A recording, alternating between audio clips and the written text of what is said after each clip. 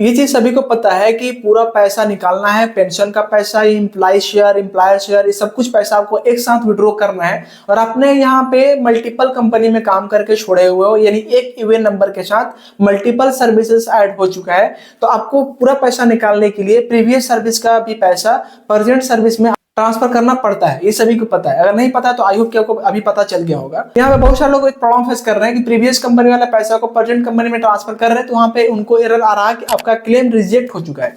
अभी इससे ये मत समझना कि मैं पीएफ विड्रॉ क्लेम की बात कर रहा हूँ, नहीं। अगर आप प्रीवियस कंपनी को प्रेजेंट कंपनी में सारे पैसे ट्रांसफर करोगे तो वहां पे भी रिक्वेस्ट जाता है, उस रिक्वेस्ट को फील्ड ऑफिस से पीएफ फील्ड ऑफिस से वेरिफिकेशन होता है, उसके बाद अप्रूवल मिलता है कि हाँ वहां पे आपका जो रिक्वेस्ट है वो सबमिट हो चुका है सक्सेसफुली। उसके बाद आपका सारे प्रीवियस कंपनी का पैसा प्रेजेंट में ऐड हो जाता है, और इससे यूजर्स का बेनिफिट ये होता है कि दोनों तीनों कंपनी का पैसा आपको एक बार क्लेम कर सकते हो। फ्रॉम 19 और फ्रॉम 10C भर के आप सारे पैसा को क्लेम कर सकते हो। लेकिन यहाँ पे प्रॉब्लम ये है कि हम जब भी ऐसा कर रहे हैं तो हमारा जो क्लेम है रिजेक्ट क्यों हो रहा है? हमारा प्रीवियस वाला कंपनी हम प्रेजेंट में ट्रांसफर कर रहे हैं, तो रिजेक्ट होने का रीजन क्या है?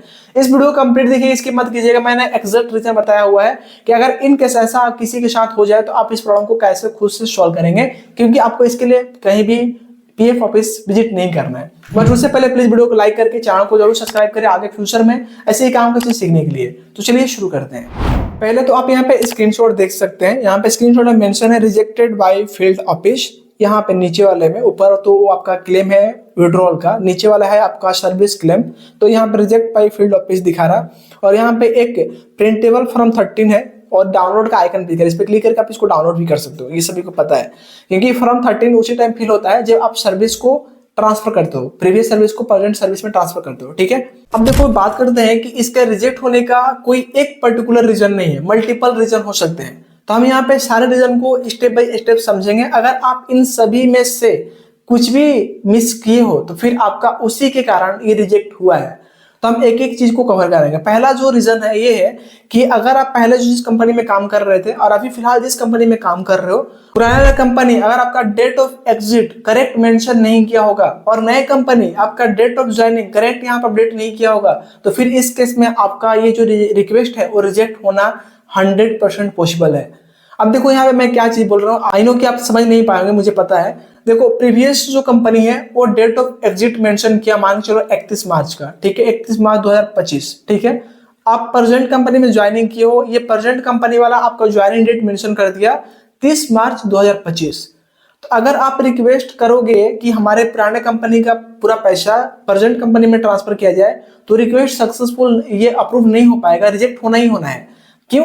क्योंकि वहां पे पुराने कंपनी ने आपका डेट ऑफ एग्जिट मेंशन किया 31 मार्च 2025 और नई कंपनी मेंशन कर दिया डेट ऑफ ज्वाइनिंग 30 मार्च 2025। तो आप सोच समझते हो कि जो 31 मार्च को वहां पे कंपनी छोड़ा है प्रीवियस कंपनी, तो यहाँ पे 31 मार्च को फिर यहाँ ज्वाइनिंग कैसे हो सकता है?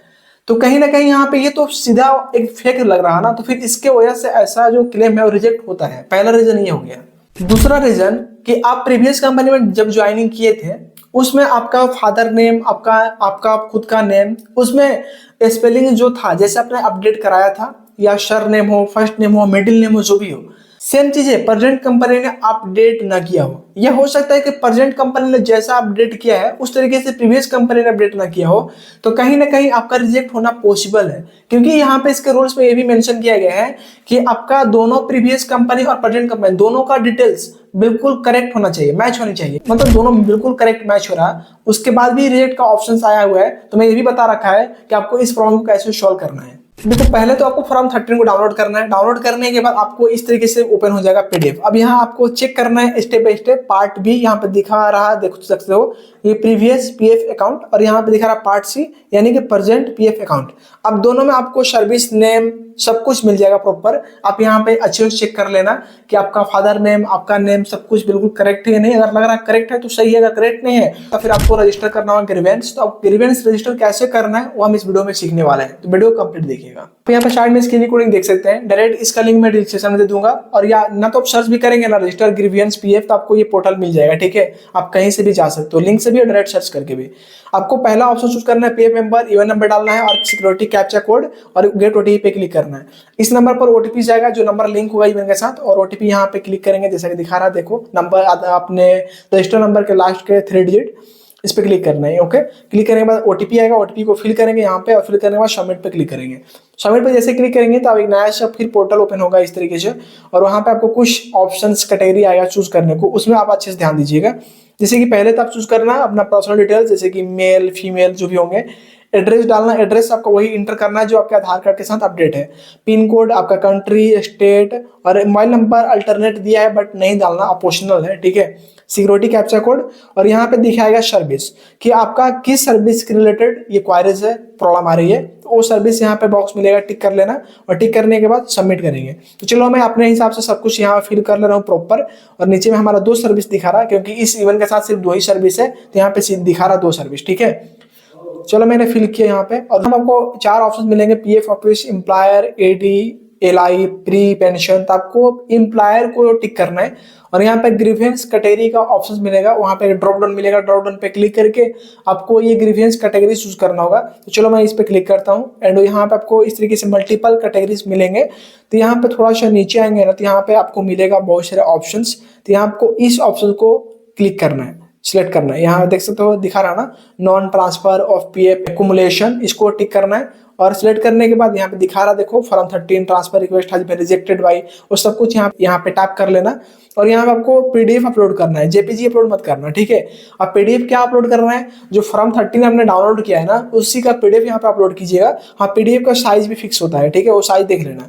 और उसके बाद यहाँ पे सर्विस को रिक्वेस्ट ये टिक कर लेंगे, टिक करने के बाद सबमिट पे क्लिक करेंगे। ओके, चलो मैं यहाँ पे सबमिट करता हूँ। सबमिट करके लोडिंग लेगा थोड़ा सा, उसके बाद इस तरीके से रजिस्टर नंबर दिख जाएगा, इस नंबर को स्क्रीनशॉट ले लेना। इस नंबर से आप स्टेटस को चेक कर पाओगे, आपका रिक्वेस्ट कहाँ पे पहुंचा हुआ है, क्या इस पे कुछ कार्रवाई की गई है या नहीं की गई है, तो वो चीज चेक करने के लिए ये रजिस्ट्रेशन नंबर काम आता है, ठीक है। आप यहाँ पे क्लिक हियर पे क्लिक करके डायरेक्ट इसके पोर्टल पर जा सकते हो, जहां से इसका स्टेटस को देखा जा सकता है। वो चीज तो आपने सीख लिया कैसे रिक्वेस्ट करना है। अब इस रिक्वेस्ट करने के बाद आपको वेट भी करने पड़ेंगे, क्योंकि आपके पास और कोई ऑप्शंस भी नहीं है, अगर रिजेक्ट हो रहा बार बार तब, ठीक है। तो इस चीज को कंप्लेंट करने के बाद ना आपको मैक्सिमम 15 दिन वेट करना है, ठीक है। 15 दिन बाद फिर से आपको पुराने कंपनी को नए कंपनी में ट्रांसफर करना है, सेम प्रोसेस के साथ, ठीक है। उसके बाद आई होप कि आपका सक्सेसफुल अप्रूव हो जाए। मिलते हैं फ्रेंड्स एक नए वीडियो में। Thanks for watching this video.